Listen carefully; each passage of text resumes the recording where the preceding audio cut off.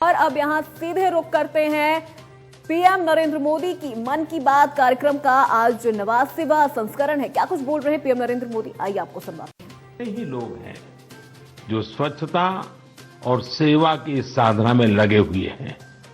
रुद्रप्रयाग के रहने वाले श्रीमान मनोज बैंजवाल जी से भी आपको बहुत प्रेरणा मिलेगी। मनोज जी ने पिछले 25 वर्षों से पर्यावरण की देखरेख का बीड़ा उठा रखा है। वो स्वच्छता की मुहिम चलाने के साथ ही पवित्र स्थलों को प्लास्टिक मुक्त करने में भी जुटे रहते हैं। वहीं गुप्त काशी में रहने वाले सुरेंद्र बगवाड़ी जी ने भी स्वच्छता को अपना जीवन मंत्र बना लिया है। वो गुप्त काशी में नियमित रूप से सफाई कार्यक्रम चलाते हैं और मुझे पता चला है कि इस अभियान का नाम भी उन्होंने मन की बात रख लिया है। ऐसे ही देवर गांव की चंपा देवी जी पिछले 3 साल से अपने गांव की महिलाओं को कूड़ा प्रबंधन यानी वेस्ट मैनेजमेंट सिखा रही है। चंपा जी ने सैकड़ों पेड़ भी लगाए हैं और उन्होंने अपने परिश्रम से एक हरा भरा वन तैयार कर दिया है। साथियों, ऐसे ही लोगों के प्रयासों से देवभूमि और तीर्थों की वो दैवीय अनुभूति बनी हुई है जिसे अनुभव करने के लिए हम वहां जाते हैं।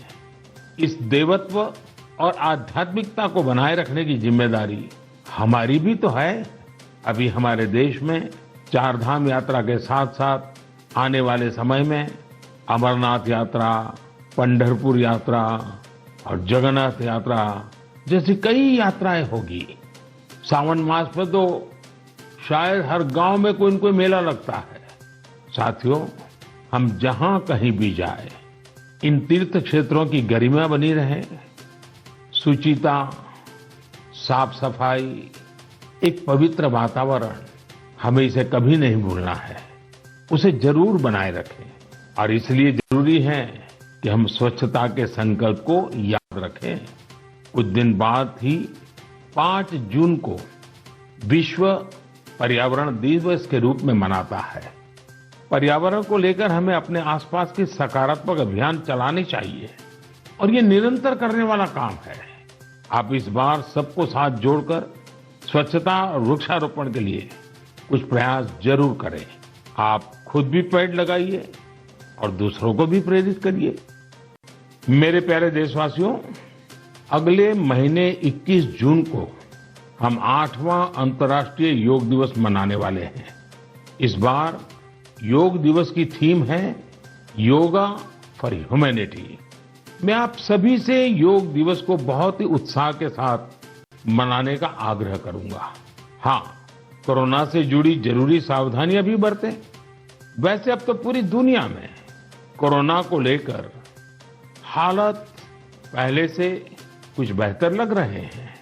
अधिक से अधिक वैक्सीनेशन कवरेज की वजह से अब लोग पहले से कहीं ज्यादा बाहर भी निकल रहे हैं। इसलिए पूरी दुनिया में योग दिवस को लेकर काफी तैयारियां भी देखने को मिल रही हैं। कोरोना महामारी ने हम सभी को ये एहसास भी कराया है कि हमारे जीवन में स्वास्थ्य का कितना अधिक महत्व है और योग इसमें कितना बड़ा माध्यम है। लोग ये महसूस कर रहे हैं कि योग से फिजिकल, स्पिरिचुअल और इंटेलेक्चुअल वेलबीइंग को भी कितना बढ़ावा मिलता है। विश्व के टॉप बिजनेस पर्सन से लेकर फिल्म और स्पोर्ट्स पर्सनालिटीज तक, स्टूडेंट से लेकर सामान्य मानवी तक, सभी योग को अपने जीवन का अभिन्न अंग बना रहे हैं।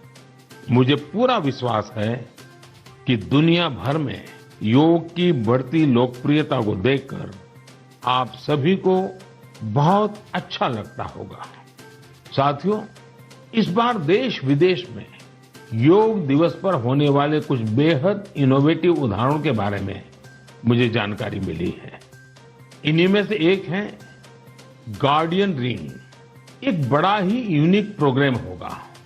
इसमें मूवमेंट ऑफ सन को सेलिब्रेट किया जाएगा, यानी सूरज जैसे जैसे यात्रा करेगा धरती के अलग अलग हिस्सों से हम योग के जरिए उसका स्वागत करेंगे। अलग अलग देशों में इंडियन मिशंस वहां के लोकल टाइम के मुताबिक सूर्योदय के समय योग कार्यक्रम आयोजित करेंगे। एक देश के बाद दूसरे देश से कार्यक्रम शुरू होगा। पूरब से पश्चिम तक निरंतर यात्रा चलती रहेगी। फिर ऐसे ही ये आगे बढ़ता रहेगा। इन कार्यक्रमों की स्ट्रीमिंग भी इसी तरह एक के बाद एक जुड़ती जाएगी। यानी ये एक तरह का रिले योगा स्ट्रीमिंग इवेंट होगा। आप भी इसे जरूर देखिएगा।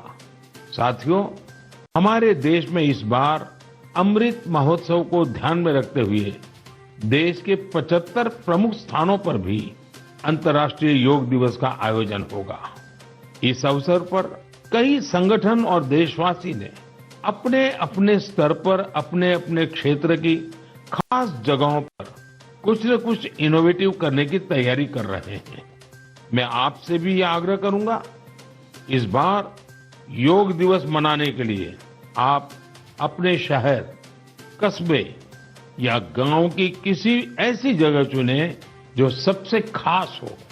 ये जगह कोई प्राचीन मंदिर और पर्यटन केंद्र हो सकता है, या फिर किसी प्रसिद्ध नदी, झील या तालाब का किनारा भी हो सकता है।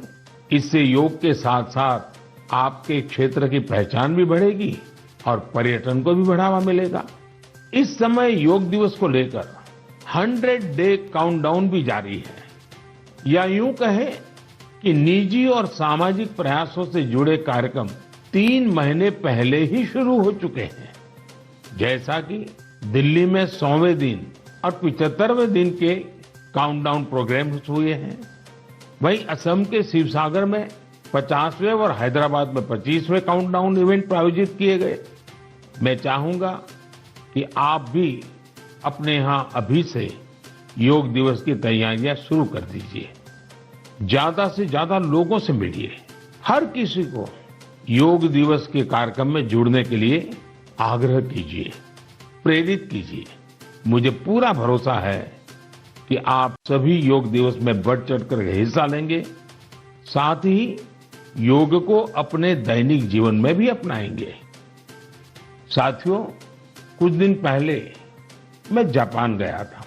अपने कई कार्यक्रमों के बीच मुझे कुछ शानदार शख्सियतों से मिलने का मौका मिला।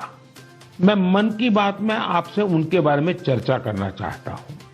वे लोग हैं तो जापान के, लेकिन भारत के प्रति इनमें गजब का लगाव और प्रेम है। इनमें से एक है हिरोशी कोइके जी, जो एक जाने माने आर्ट डायरेक्टर है। आपको ये जानकर बहुत ही खुशी होगी कि इन्होंने महाभारत प्रोजेक्ट को डायरेक्ट किया है। इस प्रोजेक्ट की शुरुआत कंबोडिया में हुई थी और पिछले 9 सालों से ये निरंतर जारी है। हिरोशी कोइके जी हर काम बहुत ही अलग तरीके से करते हैं। वे हर साल एशिया के किसी देश की यात्रा करते हैं और वहां लोकल आर्टिस्ट और म्यूजिशियंस के साथ महाभारत के कुछ हिस्सों को प्रोड्यूस करते हैं। इस प्रोजेक्ट के माध्यम से उन्होंने इंडिया, कंबोडिया और इंडोनेशिया सहित 9 देशों में प्रोडक्शन किए हैं और स्टेज परफॉर्मेंस भी दी है। हिरोशी कोइके जी उन कलाकारों को एक साथ लाते हैं जिनका क्लासिकल और ट्रेडिशनल एशियन परफॉर्मिंग आर्ट्स में डाइवर्स बैकग्राउंड रहा है। इस वजह से उनके काम में विविध रंग देखने को मिलते हैं। इंडोनेशिया, थाईलैंड, मलेशिया और जापान के परफॉर्मर्स जावा नृत्य, बाली नृत्य, थाई नृत्य के जरिए इसे और आकर्षक बना देते हैं।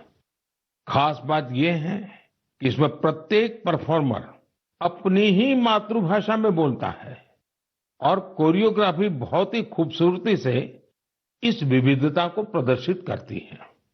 और म्यूजिक की डाइवर्सिटी इस प्रोडक्शन को और जीवंत बना देती है। उनका उद्देश्य इस बात को